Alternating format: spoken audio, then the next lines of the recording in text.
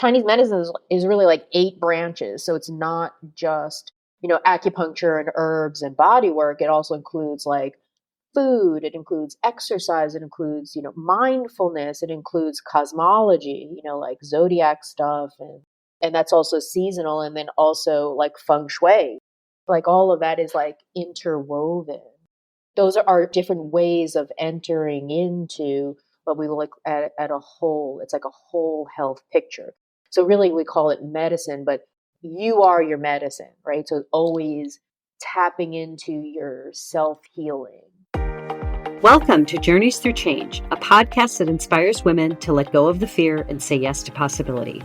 I'm your host, Noelle Van, an author, creator, and empowerment coach who spent years in corporate America helping innovators and leaders ride the waves of change with ease and grace. I now work with women to step into change and unleash the power they have to create a life they love. Whether you're contemplating a change in your career, relationship, health, lifestyle, or anything in between, nothing's off the table. I'll be offering up simple insights to help you manage the ups and downs of change and sharing interviews with successful women who took a leap of faith to create the life they knew they were meant to live, sharing their wisdom, advice, and all the juicy lessons they learned along the way. So get cozy in your favorite comfy chair and let's get started. How does our upbringing mold and shape us into the people we are today? Some of us end up following in our parents' footsteps when it comes to career. Some carve out a life that looks completely different, while others let the seeds that were planted long ago lead them down a path that honors both their passions in different ways. Tsao-Lin Moy grew up in New York City and is a first-generation Chinese from her father's side and multiple generations of Northern European on her mother's side.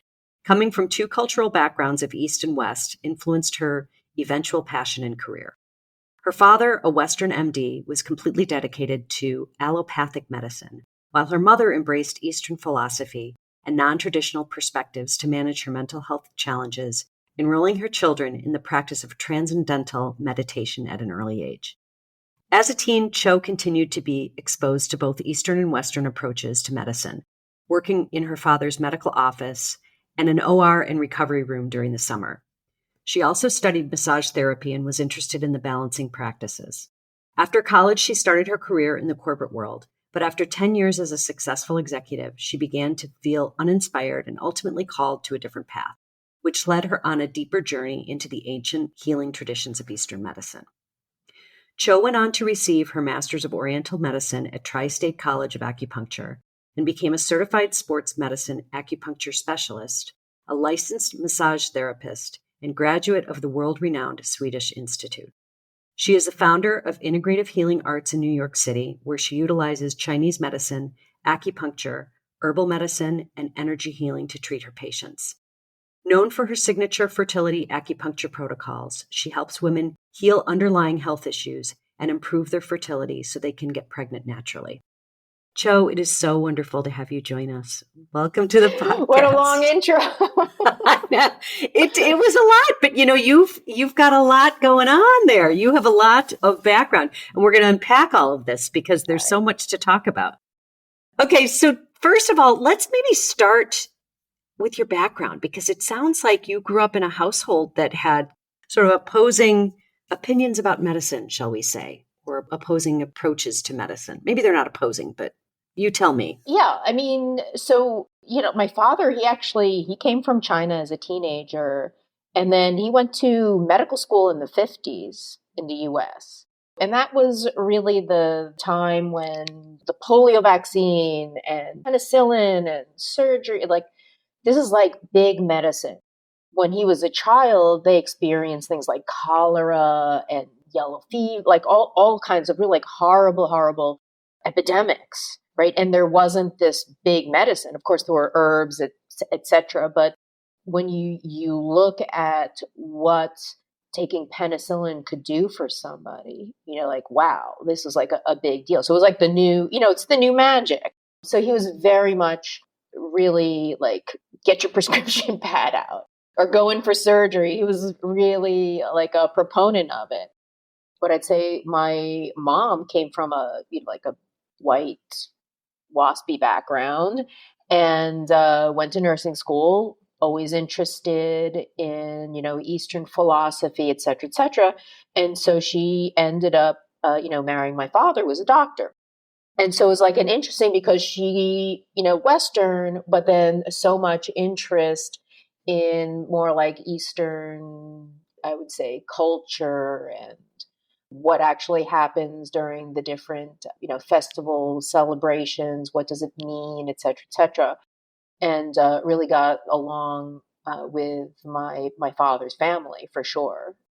I was going to say, so she did, I didn't realize that. I was thinking that she was kind of all on the Eastern medicine side, but she had the Western medicine sort of background, but then she was interested in all of these other modalities. Yeah, yeah. So you learned transcendental meditation when you were how old? I think I was about 11. Wow. I mean, I remember when I would actually say that this was like kind of when transcendental meditation was really like rolling out in the 70s. It was becoming a thing. Right. So I actually remember it was at the Wentworth Hotel in New York City. like my siblings and I remember we were going there. And Was it like a workshop or something around it? no, it was different because we were kids, so it was a different kind of thing. And I remember you would come and you would bring offerings like flowers for the offering, and there was someone who would give you your mantra and like tell you how to actually meditate. And Right, right. Have you kept that up? Have you always meditated, like since you were little? I wouldn't say always, but for sure it is definitely a resource and also a way of calming the system. When I think about it, it'd probably be really great for young people to really learn, how they can actually master their emotions, right? Because we have so many like kids that are their feelings are overwhelming and they, parents don't know what to do. And so they have Right. ADD or, we've got to make them sit for hours and hours. And it's really teaching them to have a resource, which is theirs, right? Right. It's a form of discipline to some degree too, right? So it's being able to calm the mind and look inward and yeah, like it's a self-regulating type of thing. But so it sounds like you had a foundation built a little bit in your childhood that was planting some seeds for later.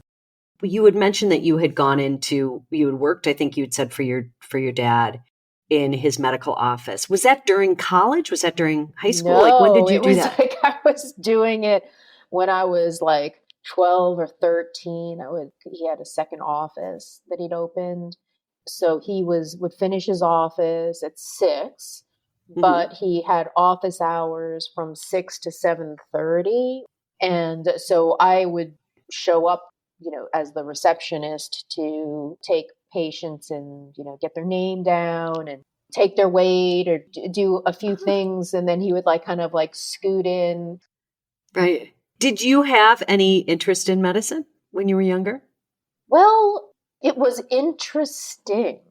Like, so Hmm. what I would say is that at least for my one brother and I, we would go on rounds with my father on the weekend. So he like was a workaholic. He really loved what he did. He loved helping people. He loved the medicine. Like that was his thing. The population that he was treating was in Chinatown. So he was like one of the first Western doctors in Chinatown, right? So this is the Ah, 60s. And so I was treating mostly immigrant population, but also because Chinatown was right next to Little Italy, he was also treating, some of the old timer Italian Americans. And of course, there are some, well, passed away, but older Italian ladies that would say like, "Oh, I used to take my father to see your father," right? When he, oh yeah. my God. So he wanted for us, like all four of us, if we could have all gone into medicine. So he would take my brother and I, we would go, and I don't know if my younger siblings went. So we would go on rounds to see his patients, let's say on a Sunday morning. He'd take us in and we'd like see him talking to his patients. And then we go into Chinatown and have a little breakfast. And then he had office hours on Sundays. So half days, he would have office hours. So he worked 6 days a week at least. Wow. And so then he would, after work, he'd either go and see his patients or somehow like do that if they were in the hospital. And then for myself, I worked 2 summers in the hospital. The first year, I think I was like 13 or 14, I was Oh in the my God. central supply, which was in the basement right next to the morgue. Right. Oh, And so I wow. was like Yeah. working with the autoclave to sterilize and then like bringing solutions up, was like saline solutions for IVs and stuff. So it's like working in the mailroom, basically. I Right. worked in the mailroom of the hospital, kind of like that with Right. the supply. And I like bring the carts up. And then sometimes I would like take things down to pathology. It's so funny. It makes me think of like total summer job, right? Where you're like, you're kind of just, you're doing what you're doing. You've got a job, you're getting a paycheck. Exactly. Did you have any like dreams of becoming a doctor at that point, or ever just thoughts that you were going to go into medical school, or no? It didn't even dawn on you. No, it didn't. I would have to say it was like a lot of like, I had fun. I enjoyed it, kind of interested, and I get to go around and, being a doctor's kid, you get special treatment. Most of the teens, they would become like a candy striper. You like go around with magazines and smile and but no, it didn't like I didn't see it as something that I would want to do. And in fact, I kind of would be like, I don't want to work like around sick people. It didn't connect for me in that Hmm. way because it was already like, all right, you're already like sick. It's not preventative. It's It's like, not preventative. It wasn't, and it also wasn't collaborative, right? So it's really like you do this, you take this. It really wasn't this exchange. so then you go to school, you went to college, and Mhm. after college, you go into corporate. So what did you do in corporate America? I went to school at night, so I was working the whole time. At one point, I worked for a designer, actually making samples, and I went into, as part of corporate, in the tax-free market. I worked. So then I worked for an Ah, Italian okay. company.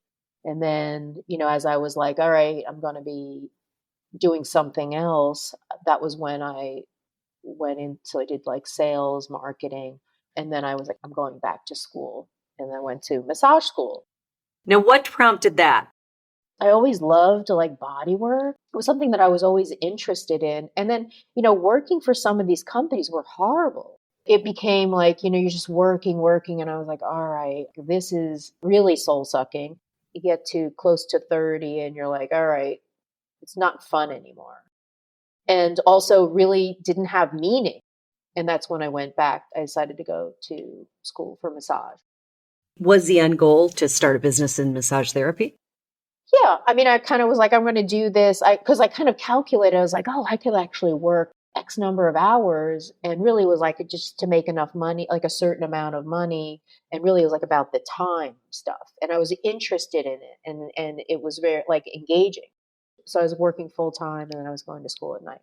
My first like semester at the Swedish Institute, we also were studying Eastern foundations, right? Because you study shiatsu and some anma and different techniques.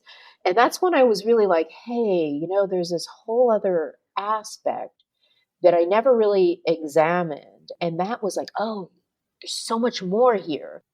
And it really was like the thing that made me realize, oh, I know what the next thing I'm going to do. Right. So I kind of like was already in the middle of something when it like the next door kind of like opened of like, oh, this is where the next thing is for you. I don't think I would have been able to make that leap coming from, working in marketing, sales, and corporate, because then as part of it, I ended up working for Bear Stearns when I was in Mhm. graduate school. Like I needed to have like a job where I just go 9 to 5 or 8 to 4 and not worry, so that I would be able to pursue the things that were really interesting for me, right? Yeah. So I'm really good at details and stuff. So for me to be like an admin for a managing director was really easy. When I was working in fashion, if you had told me, in 2 years, you're going to be going to school for acupuncture and Chinese medicine, I would have been like, that's impossible. But now, did you have exposure to Chinese medicine in your house?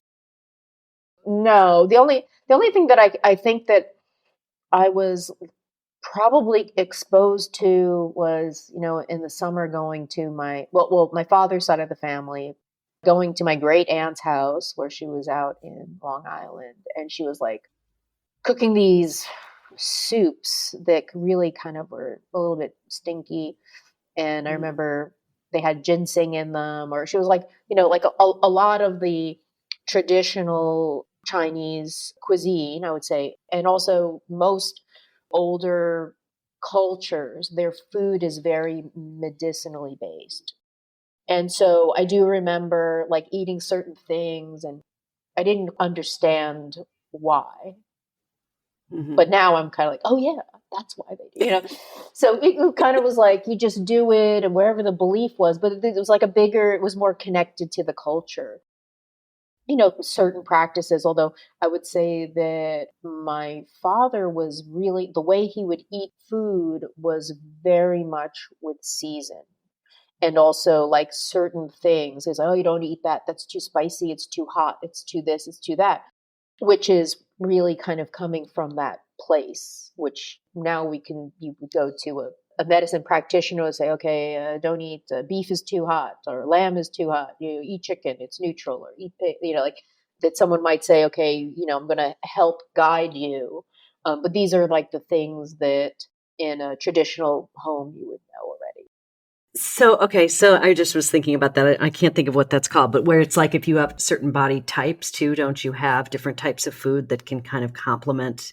Yeah, certain people have or tend to be, let's say, more of an elemental, coming from elements. They could Hmm. be like someone who's more like kind of earthy or spleeny is going to be more fleshy. Someone who has like more of like a wood element is going to be a little more like sinewy, and also it's their constitution, and also a little bit of their personality or temperament. So women are going to be more earthy, right? We're just naturally more yin, where men are more yang. So their body is going to have more of that energy. I mean, we're kind of both. Constitutionally, you see, some people are very watery. They're all swollen and squishy, right?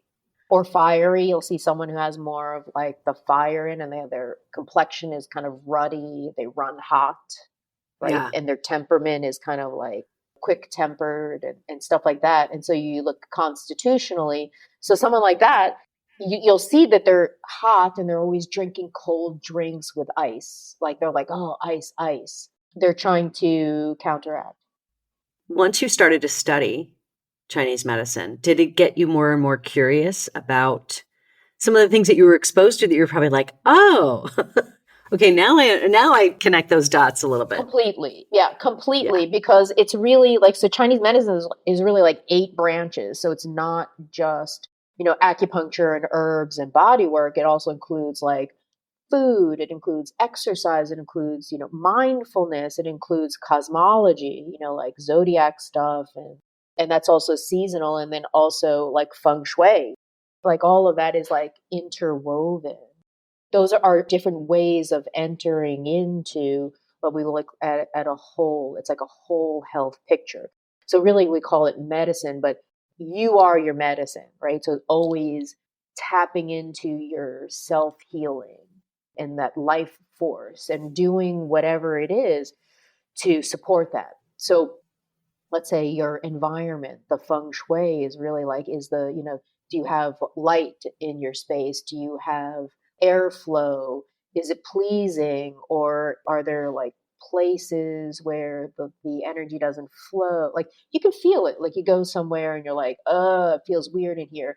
And then when you go into a space that's really beautiful, you're like, it feels so good, because you can actually feel the energy. And so, yeah, like if you look at a brick wall when you open your window, or noise, or you look out, there's trash all over. It takes energy to ignore that. So, really, like creating that environment for yourself. And of course, there are different principles, there are principles to it. Hmm. Well, so when you have a client come in, because I know that you specialize in fertility, I know that you obviously you practice all kinds of.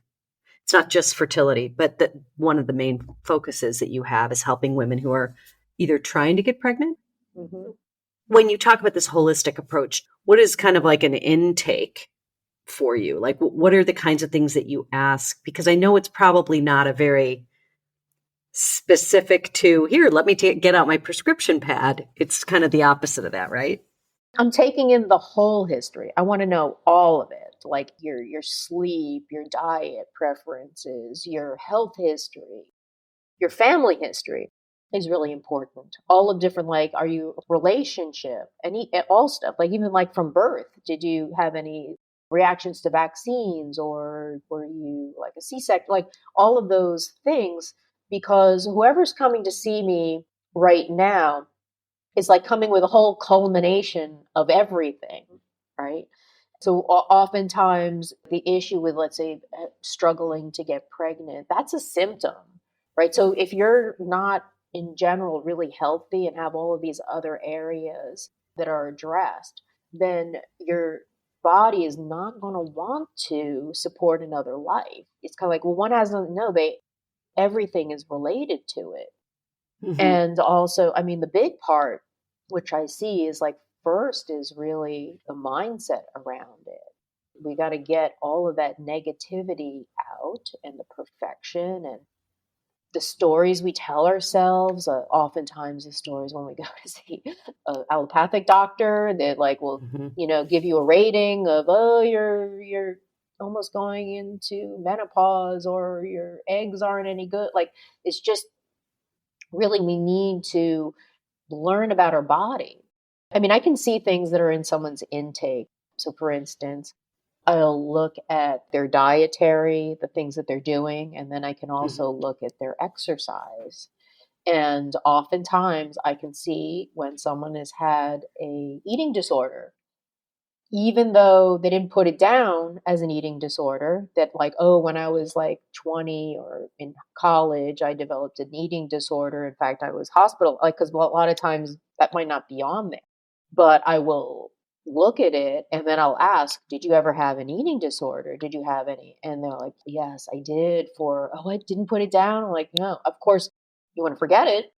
But then what we're looking at is whatever was at the root of that starts to show up when you're trying to have a baby, because it's about restricting the foods you eat and no caffeine, and then, oh, I have to exercise a certain thing, I have to do all of these things, and that starts to trigger this energy in there. Anyway, I look at it Mm-hmm. all and empower them to ditch that digital stuff and really let's make that mind body connection, which is really missing. A lot of the Western paradigm is this kind of separation of you and your body, right? Like body parts, or oh, it's in your head, or that thing. When really we experience everything in our physical body, right? Right. Well, yeah, I can only imagine after having done this for the amount of time that you've done this, that you can pretty much pinpoint a lot when somebody comes in and sits down and talks to you. It's granted there's markers and things like that that Western medicine will blood work and this and that, and you'd probably do some of those kinds of things, but It's important to know, yeah, but that's not the only thing. Like that's right. information. It's not a like a sentence of some sort. So you've worked with women in fertility for how long? 21 years. Wow. So you probably have had some success stories. You've been a part of some exciting things. And I mean, I can imagine the journey for women in that way can be challenging at times. I mean, obviously you're probably dealing with all levels of emotional. Yeah.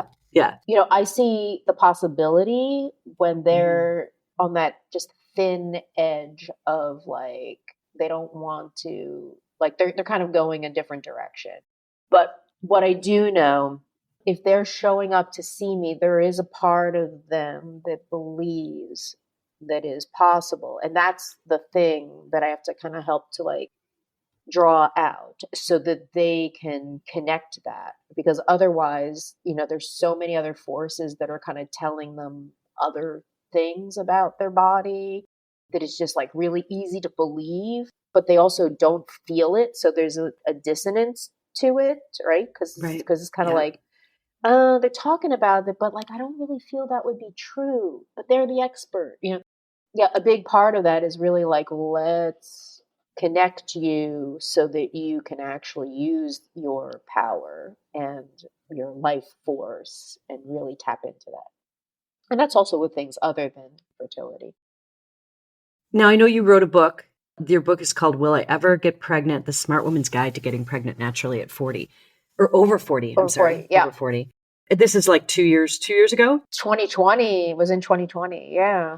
I mean, that's a lot of years of working with women. That's like, it's pretty amazing that you were able to do that and to be able to take what you know and all the modalities that you use, because I know acupuncture, all of the things that you do obviously help in that way. I know that you've got some things that you've started on. You said that you were in the midst of a training. So you are doing some training on it's psychedelic assisted therapy research, correct? I'm all certified in that because it can only be in a research capacity, right? So I did my Oh, training okay. already. I completed it with the California Institute. Nice. Congratulations. Thank you. And this is the fringe, the cutting edge of we call like where medicine is kind of like getting into a little more of what was like fringy and hippie stuff. There's a melding of it, and this is the way plant medicine is not the same as a pharmaceutical. So for me it's like very exciting because when I was doing the training and like listening like, oh, but everyone has their experience and it's different, and I'm feeling like, yeah, this is like the same in Chinese medicine. It's not necessarily reproducible, give this amount and this happens, because we're not machines. And they were like, wow, but this is going to be personalized medicine. Like, we can't say X dose for this, and this is how many sessions, and you're going to get this result. And I'm kind of like, well, I'm very used to that. Well, now just to go back, so what exactly is it? What it is using or taking a psychedelic, could be LSD, MDMA, psilocybin, right? Ibogaine, they're looking at. So they're all of these different substances. Okay, so let me just preface, they're not legal, right? So that's why it's all in the research mode right now.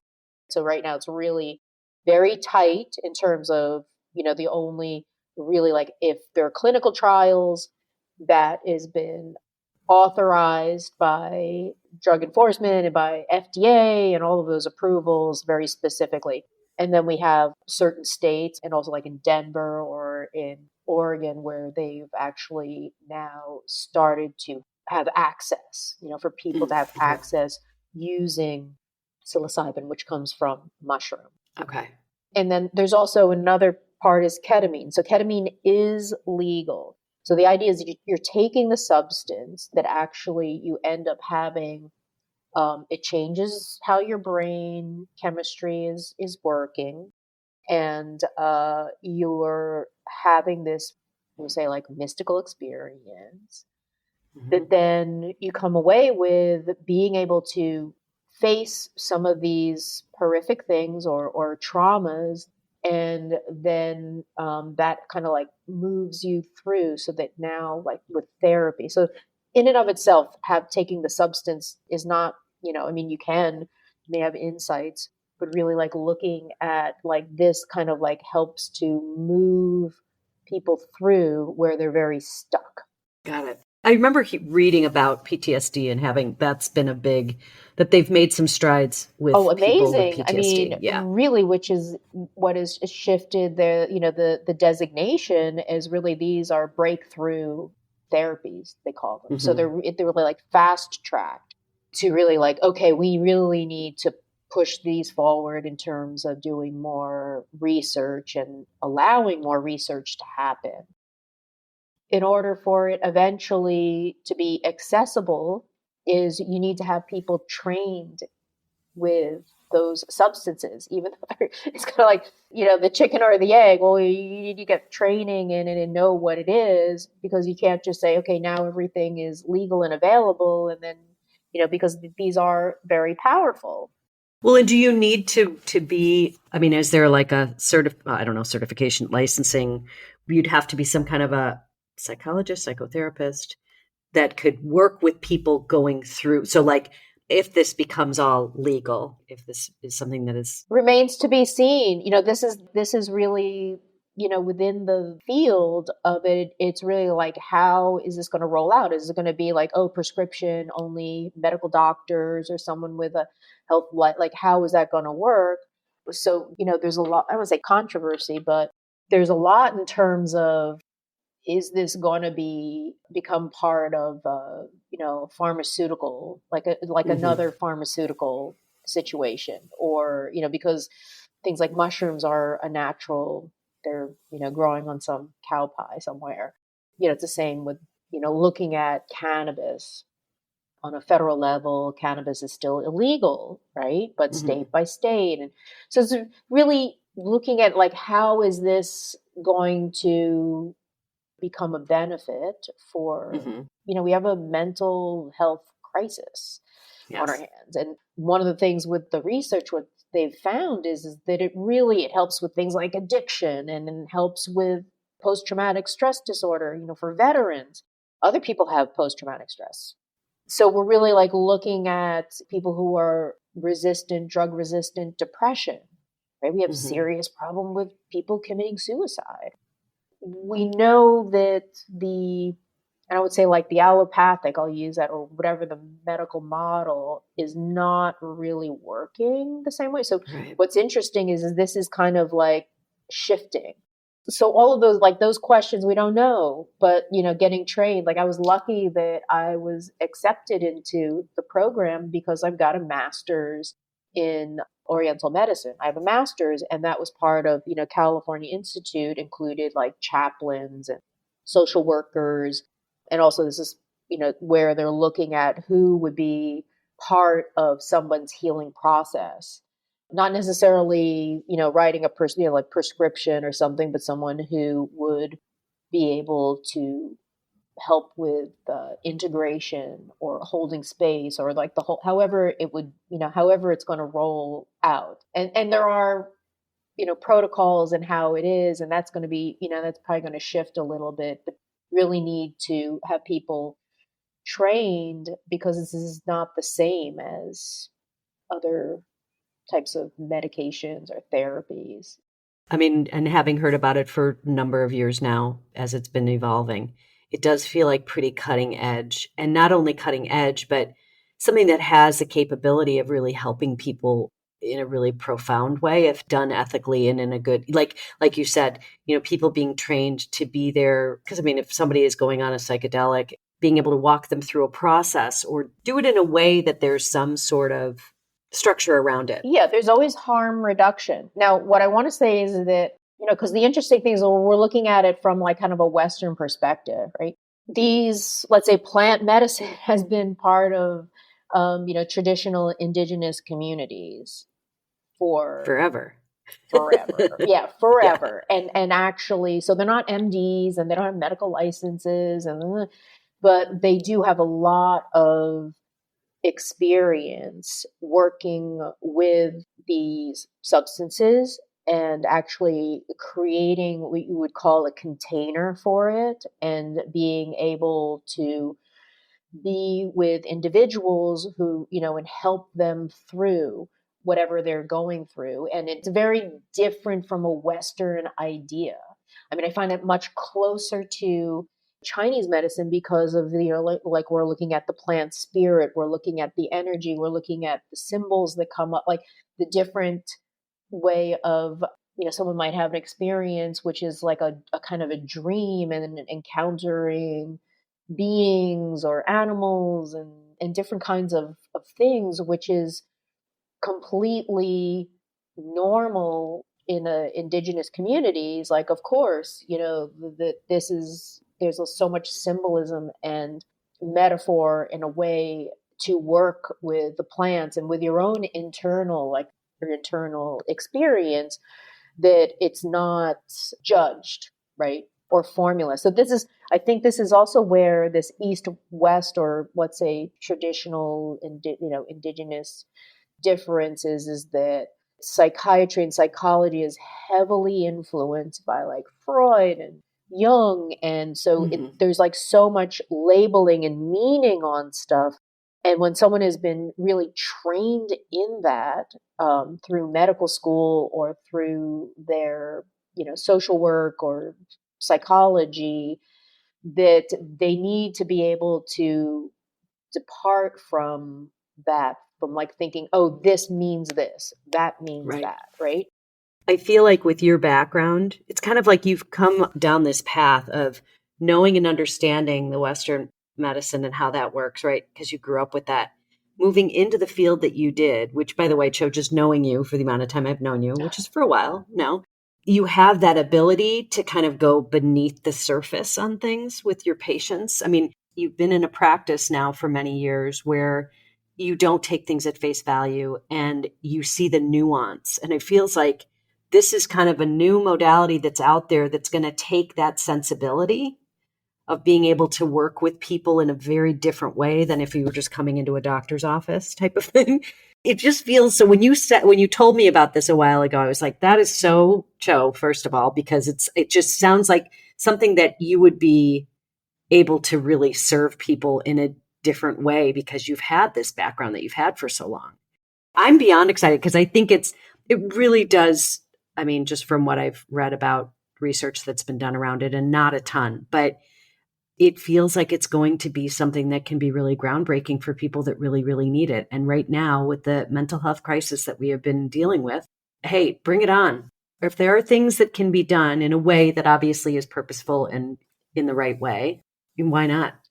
Yeah, I mean, I almost think it needed to be, I mean, I don't want to say like at a breaking point, things get so bad that it's like, we'll try anything. And really, Yeah, that is the thing of like, okay, we've got nothing to lose other than why, we've ignored it or judged it or we need to think differently. And I think that yes, is like the big, like, finally, also like, hey, we need to partner with our patients. It's a collaboration, right? right. Like I have to help you to like help me to help you to kind of like learn different things. And then that way we'll figure it out. Which I think is kind of an ideal environment for a lot of people that are struggling, right? Because the usual dynamic is going in and getting some kind of prescription and being told to go on your way. Sure. I mean, and there's a place for that. It's not like, okay, get rid of everything. We have to just look at like there's a place for everything. It's just one isn't certain times is better and certain times that it's not. And so, we can't think like, oh, it's only Eastern medicine. It's a balance. I mean, one of the things like you can use a holistic perspective and still use pharmaceuticals, right? Because you Right, really like, right. what is your intention with it? And how Hmm. are you making this, educated decision about your health? And that's the big thing. You're not just doing it because someone told you, but you're kind of like, I'm weighing it out and I'm going to do it, but I'm also taking care of my diet. I'm doing everything. And really, that's that empowerment part. So, first of all, thank you for sharing all this with us because I feel like you have such an interesting background, but I feel like you continue to learn. And so I want to stay close to you on this because, well, I will, we'll be in touch, but Yeah. because I think this is just so evolving and it's something that is going to get more and more exposure probably as the years go on, if not sooner. I don't know if it's something that's Sure. like getting ready to be out there, but thank you for sharing your story because I feel like you have such a interesting background that Thank you. brings you to where you are today and just helping so many women. That's the thing. And once again, I'm going to have Cho's links in the show notes so that you can take a look at her book and everything else that she's doing, which is a lot. Cho is a busy, busy woman. But Well, thank you. thank you so much for joining us. It was such a pleasure. Thanks for having me. Thank you. So that's it for now. Until next time. Thanks for listening to the Journeys Through Change podcast. You can find us on Spotify, Apple Podcasts, or really wherever you get your podcasts. And be sure to follow us and leave a review if you've enjoyed this episode. And share it with a friend or on social media to spread the good word. So more women like you can find us and join in on the fun. For more information on the podcast or Day by Day book, go to livedaybyday.com.